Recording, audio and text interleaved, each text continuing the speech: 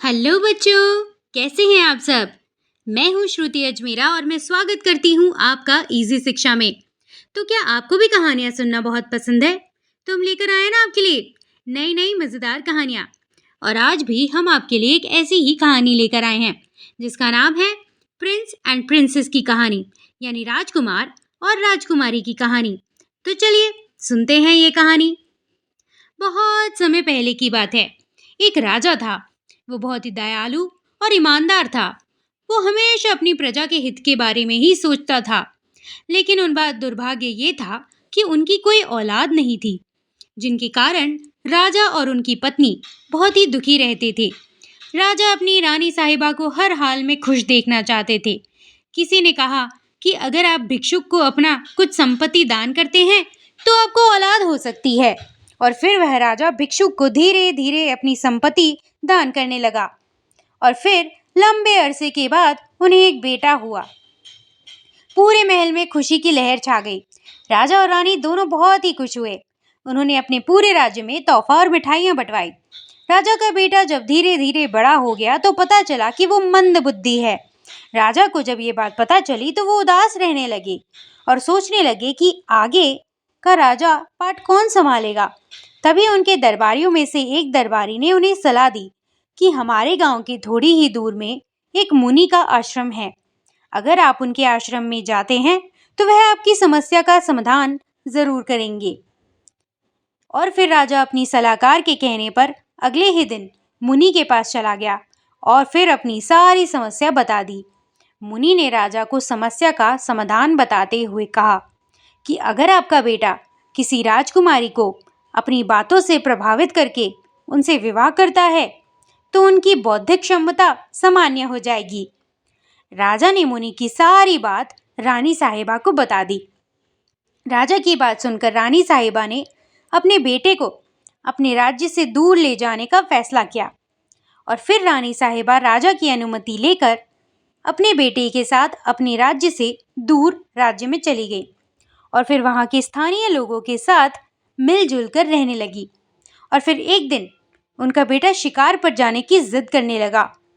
बहुत जिद करने पर रानी साहिबा ने अपने बेटे को सजा धजा कर घोड़े पर बिठाकर शिकार के लिए भेज दिया और बोली, अगर कोई जंगल में मिले तो उनका नाम पूछकर जरूर आना। और फिर जब वह शिकार के लिए जंगल में इधर उधर घूम रहा था तभी उनकी नजर एक सजी धजी पालकी पर पड़ी। जब उन्हें कुछ नहीं सूझा तो वो पालकी का पीछा करने लगा। तभी एक सैनिक ने राजकुमारी को सूचना दी कि कोई अजनबी युवक हमारा पीछा कर रहा है। राजकुमारी को सुनकर बहुत अजीब लगा और उनके मन में कई सारे सवाल चलने लगे। और फिर थोड़ी देर बाद राजकुमारी के सैनिकों से पालकी रोकने का आदेश दिया। वह यह जानने के लिए उत्सुक हो रही थी कि कोई युवक हमारा पीछा क्यों कर रहा है। और फिर देखते ही देखते युवक राजकुमारी की पालकी के काफी निकट आ गया। उनके कपड़े और कद काठी को देखकर राजकुमारी को लगा कि यह कोई दूसरे राज्य का राजकुमार है। और फिर वह युवक धीरे से बोलने लगा कि हम इस पालकी में बैठी युवती का नाम जानना चाहता हूँ, क्योंकि मेरी माँ ने जंगल में किसी से मिलने पर उनका नाम पूछने का आदेश दिया है। तभी एक सैनिक बोल पड़ा, यह एक राजकुमारी है, ये किसी भी अजनबी को अपना नाम नहीं बता सकती। राजकुमारी अपनी सूझबूझ से उनके हुनर और प्रतिभा का पता लगाने का प्रयास की और बोली, अगर तुम्हें मेरा नाम जानना है तो कल तुम्हें हाथ पांव के रानी के पेड़ के नीचे बगीचे में पास मुझसे मिलना होगा, वहीं पर अपना नाम बताऊंगी। उसे कुछ समझ में नहीं आया और फिर वो वहां से वापस चला गया। जब घर पहुंचा तो उनकी माँ ने देखा कि वो बहुत परेशान है। जब उसकी माँ ने उसकी परेशानी का कारण पूछा तो उसने राजकुमारी के बारे में सब कुछ बता दिया और बोला कि राजकुमारी ने हमें बोला है कि अगर तुम्हें मेरा नाम जानना है तो कल तुम्हें हाथ पांव के रानी के बगीचे के पास हमसे मिलने आना होगा। रानी साहिबा को लगा शायद राजकुमारी को भी पता चल गया है कि वह मंद बुद्धि का है, इसलिए उन्होंने उलझा हुआ जवाब दिया। और फिर रानी साहिबा ने अपने बेटे को समझाते हुए बोली कि अगर तुम्हें राजकुमारी ने बुलाया है तो तुम्हें कल जाना चाहिए। लेकिन समस्या ये थी कि हाथ पांव की रानी का बगीचा कहाँ ढूंढता। तभी रानी साहिबा ने उसे समझाते हुए बोला, बेटा, हाथ पांव का रानी का बगीचे का मतलब होता है मेहंदी का बगीचा। और फिर कल उनकी माँ ने उन्हें राजकुमारी से मिलने के लिए हाथ पांव की रानी के बगीचे के पास भेज दिया और बोली, अगर तुम्हें राजकुमारी वहां मिलती है तो तुम उसे ये कंगन उपहार में दे देना। राजकुमारी वहां अपनी 3 सहेलियों के साथ टहल रही थी और फिर कल के अजनबी के बारे में बातें कर रही थी। तभी वह अजनबी वहां पर पहुंच गया। राजकुमारी उन्हें देखकर बहुत ही खुश हो गई। राजकुमारी को लगा कि ये प्रतिभाशाली होने के साथ साथ बुद्धिमान भी है। इतने में वह राजकुमारी के निकट पहुंच गया और फिर राजकुमारी से बातें करते हुए उन्होंने अपनी माँ का दिया हुआ कंगन राजकुमारी को दे दिया। राजकुमारी को लगा कि शायद ये अजनबी राजकुमार कंगन देके हमारे सामने विवाह का प्रस्ताव रख रहे हैं। राजकुमारी ने कंगन लेते हुए बोली, हमारे पास तो आपको देने के लिए कोई उपहार नहीं है। मैं भी आपको बदले में उपहार देना चाहती हूँ, इसीलिए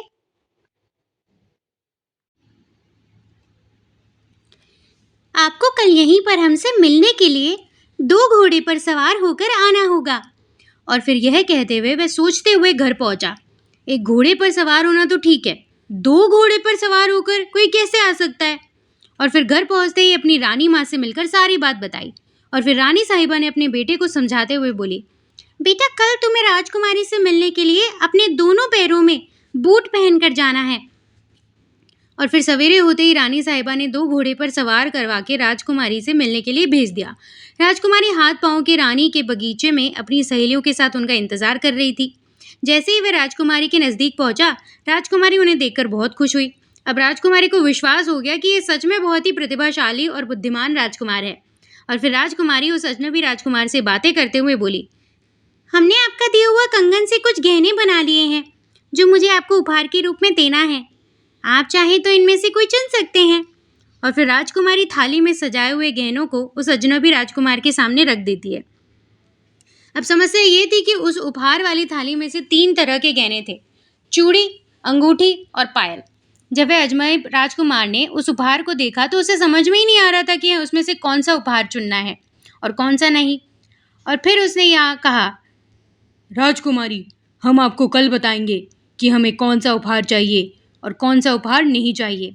और फिर वो अगले दिन राजकुमारी को मिलने के लिए कहा और फिर वापस घर लौट आया। घर पहुंचते ही अपनी रानी माँ से मिलकर राजकुमारी के लिए उपहार के बारे में सब कुछ बता दिया। और फिर रानी साहिबा ने उस उपहार का मतलब समझाते हुए बोला कि बेटा, वो तुम्हें गहने के माध्यम से शादी का प्रस्ताव दे रही थी। अंगूठी का मतलब होता है कि तुम विवाह सगाई की हुई लड़की से शादी करना चाहते हो। चूड़ी का मतलब होता है कि तुम विवाह किसी विधवा औरत से करना चाहते हो। और पायल का मतलब होता है कि राजकुमारी तुम्हें अपने से शादी करने के लिए प्रस्ताव दे रही हैं, इसलिए तुम्हें तीनों उपहार में से पायल चुनना है। वह अगले दिन राजकुमारी से मिलने चला जाता है और फिर राजकुमारी द्वारा दिए जाने वाले उपहार में से केवल पायल चुनता है। पायल चुनते ही राजकुमारी बहुत खुश होती है और फिर उस अजनबी राजकुमार को अपने गले लगा लेती है और फिर राजकुमारी उनके विवाह के प्रस्ताव को खुशी खुशी स्वीकार कर लेती हैं। तो ये थी आज की कहानी। उम्मीद है कि आपको आज की कहानी बहुत पसंद आई होगी। तो अगर आपको ये कहानी पसंद आई है तो इस वीडियो को लाइक ज़रूर करें और हाँ, अगर आपको ऐसी ही और मज़ेदार कहानियाँ सुननी है तो हमारे चैनल को सब्सक्राइब भी कीजिए ताकि जब भी कोई नई कहानी का अपडेट आए तो आपको ज़रूर पता चल जाए। तो तब तक के लिए बाय बाय।